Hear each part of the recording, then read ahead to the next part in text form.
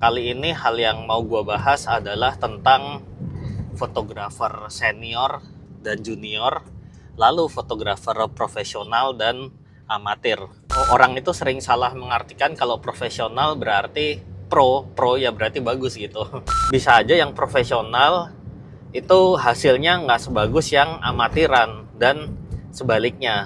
Mereka itu merasa mereka punya otoritas lebih buat kasih definisi gitu. Kalau ini nih foto jurnalis, ini foto street. Kalau jurnalis nggak boleh gini, street nggak boleh gini gitu. Hasil fotonya belum tentu mereka lebih bagus dari kita yang baru-baru gitu. Ada beberapa fotografer yang merasa senior dan mereka ngerasa arogan. Bullshit lah, yang namanya definisi itu terserah gitu. Yang penting kita bisa menikmatin karyanya menurut gua. Kalau kita lihat secara mata telanjang aja, maksudnya kita misalkan lagi di mall, orang lagi diem-diem dari atas pakai lensa tele gitu, dia mengkanditin orang sembarangan. Gue sering banget dapat laporan dari model-model atau dari klien, atau terutama model sih sebenarnya, yang mereka mendapat bad attitude dari fotografernya.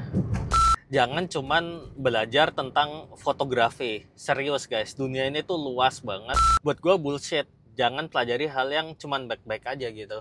Kalian juga perlu mengamati hal yang buruk-buruk dari banyak cewek-cewek yang terutama masih muda. Mereka itu suka sama yang lebih tua. Dan ini nggak cuman berlaku di foto aja, ini berlaku di banyak hal. Gue belajar how to treat other people in their 20s gitu. Contohnya kayak dulu itu ada kuy itu gue kirain kayak panggilan buat kayak cuy gitu loh. Hey cuy, bro, kuy gitu. Kemudian ketiga adalah ketika nama kita udah nggak ada yang inget lagi. Hai guys, balik lagi dengan gue. Kita lagi ada di konten ngobrol santai di mobil. Ini udah masuk episode kelima, dan ini gue akan tekanin ya di konten ini. Itu pemikiran gue adalah pemikiran yang latah aja gitu. Jadi mungkin kalian juga jangan terlalu sampai gimana banget, karena gue sendiri juga berkembang kan. Gue yang beberapa tahun lalu dan gue sekarang pasti punya pemikiran beda. Bahkan gue yang beberapa hari lalu sama sekarang pun pikirannya bisa beda gitu. Dan yang ke depan pasti gue juga berubah. Gue nggak mungkin sama terus sih. Begitupun juga kalian yang selalu berubah gitu. Jadi ya nggak usah terlalu dimasukin hati. Kalian denger santai aja, opini santai gitu. Dan ini sebenarnya kontennya juga mostly audio aja. Kalau videonya kurang lebih kayak gini aja, jadi ya mungkin bakal bosen sih kalau kalian denger videonya. Tapi ya semoga bisa dinikmati. Dan let's go, kita masuk. Kali ini hal yang mau gue bahas adalah tentang fotografer senior dan junior, lalu fotografer profesional dan amatir. Karena ya istilah-istilah itu tuh orang sering kebalik-balik, dan definisi tiap orang itu pasti beda-beda gitu. Let's say yang senior junior lah, bisa bilang senior tuh ada yang bilang berarti punya skill bagus gitu, atau jam terbang gitu. Dan junior mungkin yang masih baru belajar. Atau yang lebih ambigu lagi yaitu tentang profesional dan amatir. Orang itu sering salah mengartikan kalau profesional berarti pro ya berarti bagus gitu. Kayak di handphone gitu kan. Sedangkan amatir tuh pasti jelek gitu. Sedangkan itu dua hal yang sangat berbeda. Yang pertama gue mau bahas dulu tentang profesional dan amatir. Kayak gue mau define seperti ini nih. Menurut gue sendiri itu adalah fotografer profesional. Tapi kalian jangan kayak ini orang sombong banget gitu ya. Nah, gue akan jelaskan definisi dari profesional gue. Profesional yang gue maksud itu adalah balik ke kata dasarnya lagi, yaitu profesi. Jadi kalau kalian memang hidup di dalam atau dari fotografi, gue bisa bilang kalian profesional. Contoh profesional lainnya lagi yaitu fotografer yang kerja di studio foto. Meskipun dia cuman mungkin fotoin pas foto, menurut gue dia adalah fotografer profesional by definition gitu. Karena ya itu memang sebagai profesinya dia memang makan dan hidup dari situ. Berbeda sama definisi amatir. Nah, kalau amatir itu bagi gua adalah fotografer yang hobiis. Jadi memang ya side job aja gitu. Mungkin mereka kerjaan aslinya ngantor 9 to 5 dan fotografi itu cuma jadi sampingan aja. Tapi ini nggak berhubungan langsung dengan bagus atau jeleknya hasil. Itu jauh berbeda gitu. Bisa aja yang profesional itu hasilnya nggak sebagus yang amatiran dan sebaliknya. Contohnya lagi nih, gue juga tiba-tiba kepikiran, no offense ya, ini banyak senior atau ya ini mungkin gue agak nyampur-nyampur ya sama yang junior tadi, karena profesional itu bisa dibilang senior juga, tapi senior belum tentu profesional. Jadi fotografer profesional yang udah bertahun-tahun berkecimpung di bidang foto, misalkan kayak jurnalis gitu, mereka itu merasa mereka punya otoritas lebih buat kasih kasih definisi gitu. Kalau ini nih foto jurnalis, ini foto street, kalau jurnalis nggak boleh gini, street nggak boleh gini gitu. Oke, gue memang paham dari sudut pandang itu, karena sebagai profesional biasanya karena memang hidup dari sana, berarti kan kayak udah ngerasain garam dan pahitnya gitu. Bertahun-tahun kan dia udah mengikuti nih fotografi tren dari beberapa tahun lalu, 5 tahun, 10 tahun, 20 tahun lalu bahkan, hingga perkembangannya sekarang. Itu kan fotografi berubah dengan cepat banget gitu. Dan yang profesional yang memang berkecimpung di bidangnya atau senior juga, itu pasti udah punya pengalaman yang lebih di sana. Tapi sorry itu saya banget, tadi gue udah bilang, hasil fotonya belum tentu mereka lebih bagus daripada yang kita yang baru-baru gitu, yang mungkin baru 2-3 tahun belajar, 5 tahun gitu. Mungkin mereka ngerti lebih banyak secara teori, filosofi dan sebagainya. Teknik mungkin mereka lebih banyak, tapi masalah bagus atau kalau currency-nya di zaman sekarang itu berarti likes and engagement, itu mereka belum tentu gitu. Karena itu kan udah perbedaan zaman juga kan. Dan yang amatir itu juga belum tentu lebih bagus juga, siapa tahu gitu. Karena bisa aja yang amatir ini masih lagi belajar, itu kan kita nggak ada yang tahu kan. Jadi gimana? Kalau menurut kalian ada pendapat nggak? Kalau profesional atau amatir itu gimana bedanya? Dan itu adalah definisi gue. Lalu kita coba masuk ke pembahasan yang senior dan junior. Itu kemarin sempat ada di thread juga yang nanyain apa sih yang ngebedain senior sama junior gitu. Jadi kurang lebih gue ngejawab, gue agak lupa sih karena udah semalam gitu, tapi kurang lebih gue bilang kalau senior junior itu cuman masalah experience saja gitu, nggak ada hubungannya sama yang namanya attitude atau hasil foto. Itu nggak ada hubungannya sama sekali. Bisa aja yang mereka udah senior itu mereka punya attitude lebih jelek dibanding yang junior, itu bisa juga. Karena gue paham, karena gue udah belasan tahun di fotografi, jadi memang ada beberapa fotografer yang merasa senior dan mereka ngerasa arogan, seperti yang tadi gue udah bilang tadi. Kayak misalkan itu tadi, bisa mereka ngedefinisiin sesuatu hal sesuka hati mereka gitu. Dan sedangkan fotografi itu kan luas dan berkembang terus kan. Definisi itu kan kayak baku dan nggak bisa terlalu dibakuin gitu. Gue mau kasih contoh foto apa ya yang sering didebatin itu, foto street deh misalkan.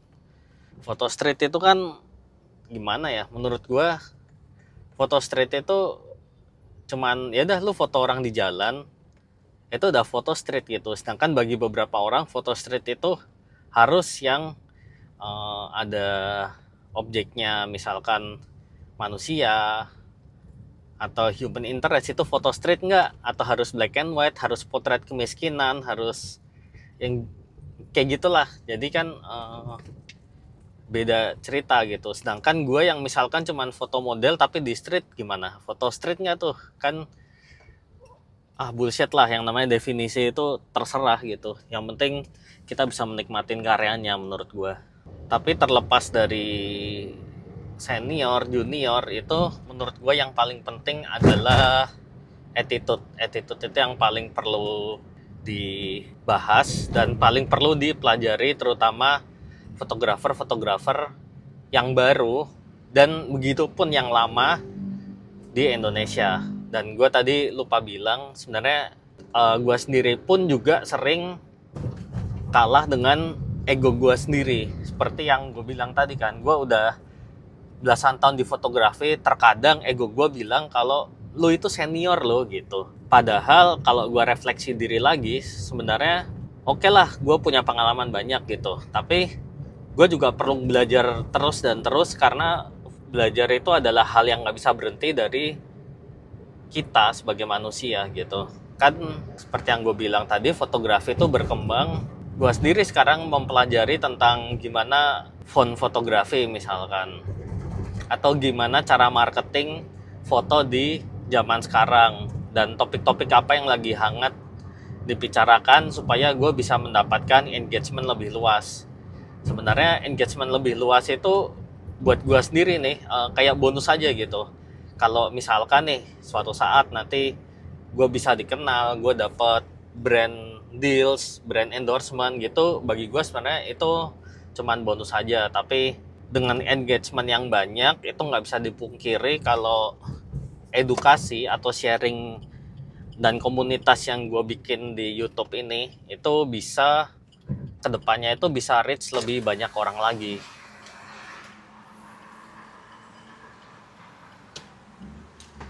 Gue nggak peduli sebenarnya, dan gue nggak mau jadi orang yang paling benar juga, karena gue masih banyak salahnya. Tapi setidaknya apa yang gue utarakan kalau bisa jadi perdebatan, itu gue udah happy banget sih. Gitu guys. Jadi ya nggak usah terlalu didebatin lah masalah senior junior itu, karena nggak terlalu penting sebenarnya. Tetap attitude yang paling penting. Dan ngomong-ngomong tentang attitude ya, inget nggak? Belum lama ini itu ada fotografer yang di Jepang tuh, yang namanya Gaijin Tokyo kalau nggak salah, di Instagramnya itu yang dia fotoin orang secara diam-diam candid, lalu hasil fotonya itu di print dan dikasih ke orangnya. Dan kebetulan waktu itu yang dia foto itu kan couple yang lagi prewedding, yang ada fotografer utamanya di sana.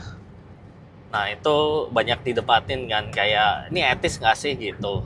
Lalu gue juga lihat konten-konten yang lain sempat muncul di beranda gue itu, dia lagi fotoin cewek lagi duduk gitu, cewek cakep lagi duduk di bench, dan ya sebelahnya juga ada orang. Lalu dia foto dari atas dari jauh pakai lensa tele, mungkin pakai 200 mili, dan pasti masih di crop lagi, karena yang gue lihat ya mungkin ini juga parts of dia showing off kalau megapikselnya yang dia punya juga gede, bisa juga, itu nggak salah sama sekali.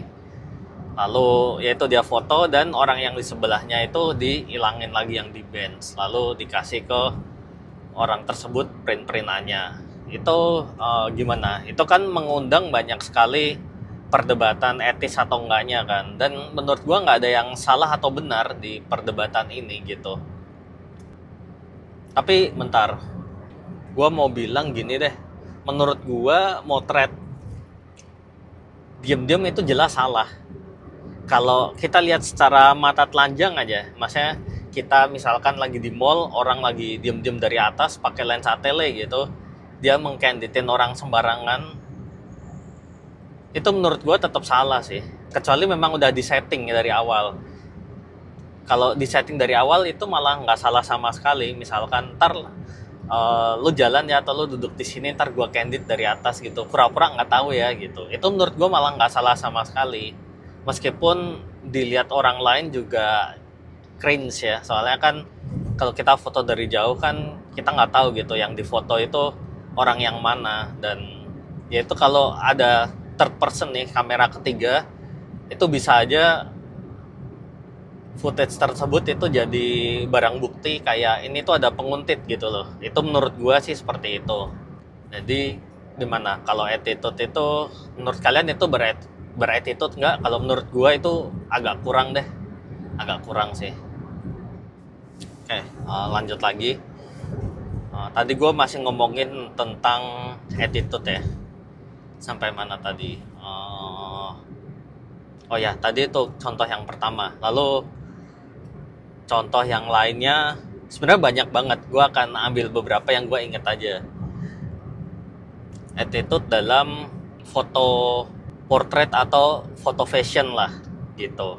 Gue sering banget dapat laporan dari model-model atau dari klien atau terutama model sih sebenarnya yang mereka mendapat bad attitude dari fotografernya. Banyak sekali mereka yang ngerasa kalau fotografernya itu pertama bisa aja telat jadi telat nggak ngabarin, itu juga attitude-nya jelek kan. Lalu bisa juga dari atau pernah banget itu mereka kayak dimodusin gitu dalam tanda kutip ya, dimodusin kayak misalkan mau benerin posenya tapi ternyata cuman mau pegang-pegang badan modelnya seperti itu. Lalu mau bener-benerin rambutnya dan sebagainya. Lalu bisa juga ada juga yang pernah teman gue yang udah janji nih memang fotonya itu agak eksplisit, lalu dari awal ini dikip buat sendiri gitu, padahal ternyata fotonya itu dipakai buat gibah buat gibah sama temennya, bahkan tersebar gitu ke sosial media, entah diperjualbelikan sama dia atau diupload di akun alternya, akun second, third, fourth account gitu, bisa juga terjadi gitu. Dan yaitu salah satu contoh yang bad attitude. Mungkin next time ya, atau nanti waktu perjalanan pulang gue bakal cerita panjang tentang attitude fotografer ini dan di beberapa bidang. Contohnya misalkan di freelance lah, di freelance gue juga barusan keingat itu banyak banget yang punya attitude agak kurang gitu. Kurangnya misalkan nih udah dikasih tahu suruh pakai pakaian yang rapi karena mau motret weddingan yang formal gitu misalkan, ternyata dia cuman pakai kaos hitam aja gitu, lalu pakai kemeja tapi nggak dikancingin gitu misalkan. Atau freelance yang tiba-tiba sering ngilang buat sebat kayak gitu, jadi dia nggak selalu standby, kerjanya nyantai-nyantai bisa juga. Vendor yang punya bad attitude juga banyak, ada yang bayarnya terlambat dan nggak sesuai perjanjian, itu banyak banget yang seperti itu juga gitu. Lalu gini nih, kalau memang seperti tadi yang gue bilang, attitude itu adalah hal yang utama banget dan sangat penting buat kita semua itu tahu. Bahkan nggak cuma fotografer sih, kita sebagai manusia yang namanya attitude itu memang tetap paling penting. Nah, tapi ini gue batasin aja konteksnya di fotografi karena biar nggak ngelebar kemana-mana. Terus apa sih yang bisa fotografer pelajarin supaya bisa punya attitude yang cakep atau beautiful gitu? Yang pertama, jangan cuman belajar tentang fotografi. Serius guys, dunia ini tuh luas banget dan semuanya itu nggak hanya tentang fotografi aja. Gue tahu kalian mau mempelajarin fotografi, tapi pelajarilah banyak hal, terutama pelajarin tentang sosiologi gitu. Kalian harus ngerti gimana cara berkomunikasi dengan orang yang baik dan benar, gimana cara pemilihan kata-kata kalian kalau kalian berkomunikasi gitu, misalkan dengan orang yang lebih muda itu seperti apa. Lalu kalau yang lebih tua itu pemilihan kata apa yang kalian pakai gitu. Mungkin misalkan kalian jangan pakai lu gua tapi aku atau saya kayak gitu, itu bakal lebih sopan kalau kalian pakai ke yang lebih muda.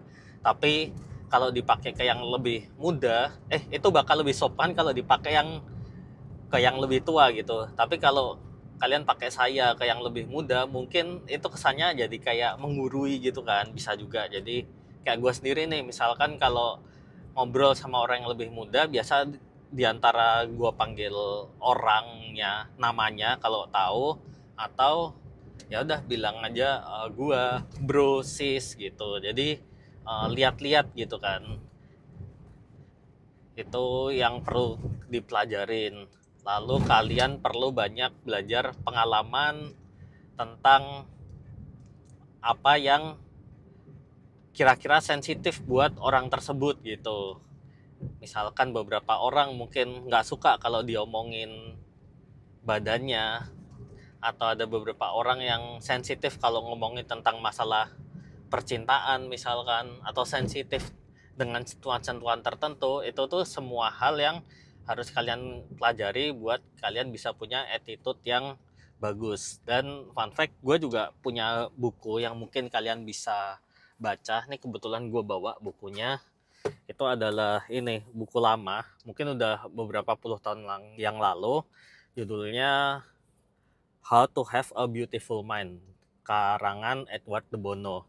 Ini foto yang cukup ini adalah buku yang wajib menurut gue kalau kalian mau belajar tentang punya mindset yang biar bagus, beautiful seperti bukunya ini gitu. Terus selain belajar hal lain, yang kedua kalian bisa observe. Jadi kalian sering-sering nih ngelihat orang lain dalam memotret gitu. Dan pelajari semuanya, nggak cuman hal yang bagus ya. Kalau orang tuh bilang pelajari hal yang baik-baik aja gitu. Buat gue bullshit. Jangan pelajari hal yang cuman baik-baik aja gitu. Kalian juga perlu mengamati hal yang buruk-buruk dari mereka. Kenapa? Supaya kita tidak contoh hal yang buruk tersebut gitu loh. Jadi misalkan itulah kalian lihat foto hunting, ada kalian observe aja sebenarnya. Kalian lihat hunting ada beberapa fotografer dan ada modelnya nih. Kalian lihat, oh ternyata temen gue modus ya, modelnya itu nggak nyaman kalau difotoin seperti ini, atau kliennya itu nggak nyaman nih kalau kebanyakan diposoin. Mereka maunya tuh sebenarnya itu mereka maunya di candid loh, mereka nggak mau diposoin gitu. Itu kan ada tipe-tipe yang seperti itu, dan yang kita perlukan cuman observe, cuman ngeliatin aja udah, dan serap semua informasinya supaya kita bisa peras intisarinya, kita dapat pelajarannya. Itu adalah pelajaran yang kedua. Lalu yang ketiga, kalian belajar dari pengalaman, benar-benar dari pengalaman kalian sendiri. Dan ini adalah privilege yang dipunyai fotografer senior, bukan profesional ya. Tadi gue udah sempet bahas sebelumnya yang di profesional dan amatir, senior, junior gitu. Fotografer yang senior biasanya, kalian lihat nggak? Ini fenomena yang gue observe juga nih. Why? Kenapa banyak cewek-cewek yang terutama masih muda, mereka itu suka sama yang lebih tua. Dan ini nggak cuma berlaku di foto aja, ini berlaku di banyak hal sebenarnya. Tapi banyak yang terjadi, oke lah, kita bisa bilang butuh duitnya atau apa, ya itu kita nggak usah naif lah, banyak yang seperti itu. Tapi kita kesampingkan hal itu karena gue lagi bicarain psikologi juga. Jadi orang yang punya umur, biasanya ya, mereka udah ngelihat pahit-pahitnya dunia ini gitu. Mereka udah punya pengalaman lebih banyak dibanding yang masih muda. Jadinya ya mereka udah sering lah ngerti, mencoba trik A, trik B, gagal di sini, gagal di situ. Jadi mereka itu udah secara pemikiran pasti lebih mateng dan lebih ngerti how to treat others people gitu.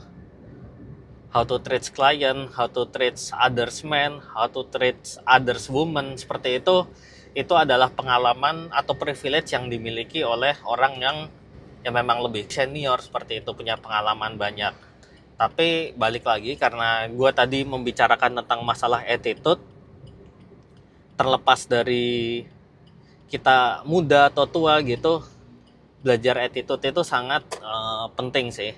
Contohnya itu kan obvious banget lah kalau yang tua itu punya pengalaman lebih dan dibandingkan dengan yang lebih muda. Tapi yang lebih tua pun juga bisa gitu belajar ke yang lebih muda yang jadi senior belajar ke juniornya itu juga sangat memungkinkan. Dan apalagi nih di zaman sekarang ini itu sangat-sangat penting. Justru gue sendiri juga sedang melakukan ini. Secara umur gue juga udah nggak 20-an, gue udah 30 lebih gitu. Gue belajar how to treat other people in their 20s gitu.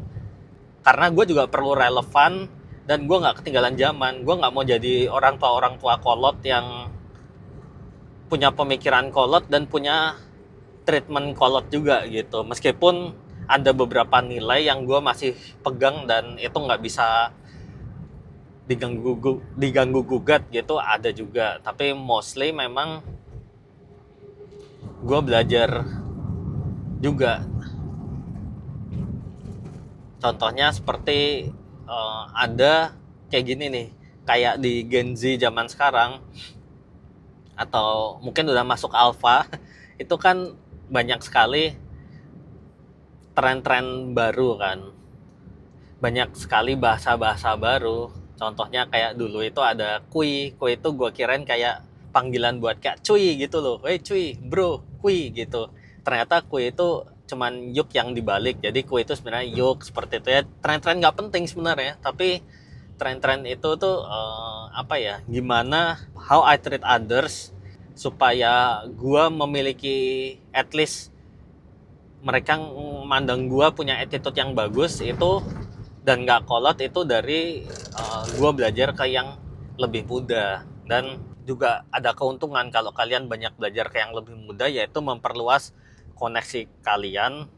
Karena nih semakin tua kalian itu kan tentu teman kalian juga menua kan. Kalian yang 30 atau 40 itu pasti teman-temannya juga kurang lebih sepantaran yang di umur-umur itu juga. Sedangkan kita makin tua, tren dunia itu makin muda. Jadi yang anak muda-muda ini kita juga harus branding diri kita ke yang anak-anak muda ini gitu, supaya kita nggak ketinggalan zaman. Ini sebenarnya gue mau ngomongin tentang masalah kematian dan kematian kedua sih. Itu agak jauh tapi kurang lebih kayak gini nih, singkatnya aja ya, mumpung gue ingat gitu lah. Lain kali gue akan bedah lebih dalam. Jadi kita itu mati yang pertama itu adalah ketika nama kita udah nggak ada yang ingat. Jadi kalau gue sebagai fotografer senior lah, let's say udah senior, udah tua, sampai tua gue jadi fotografer dan udah nggak ada yang inget nama gue lagi sebagai fotografer. Mungkin gue udah diingatnya sebagai sales, atau gue sebagai mungkin bapak rumah tangga misalkan, atau sebagai orang kantoran. Itu adalah kematian gue sebagai fotografer yang pertama gitu. Jadi ada banyak jenis kematian. Atau gue mungkin udah nggak relevan gitu, yang ngerti gue itu cuman orang-orang yang sepantaran gue atau yang lebih tua misalkan, atau cuman plus minus 10 tahun gitu. Sedangkan kalau tanya Gen Z, anak-anak yang baru, udah nggak dikenal gitu. Itu berarti gue bisa bilang itu juga kita sebagai fotografer udah mati. Gitu sih menurut gue ya. Itu adalah kematian yang pertama. Kalau kematian yang kedua jelas mati secara fisik gitu. Kalau gue mau tarik lebih jauh lagi, kematian yang ketiga ada lagi. Kematian ketiga adalah ketika nama kita udah nggak ada yang ingat lagi gitu. Itu adalah kematian yang ketiga. Agak deep tapi mungkin lain kali lah gue akan bahas. Karena ini udah sampai juga. Mungkin next time gue akan lebih perdalam lagi pembahasan tentang attitude ini. Jadi kalian jangan lupa subscribe channel gue. Dan kita ketemu di konten ngobrol-ngobrol nyantai selanjutnya. Thank you, bye. Bye-bye.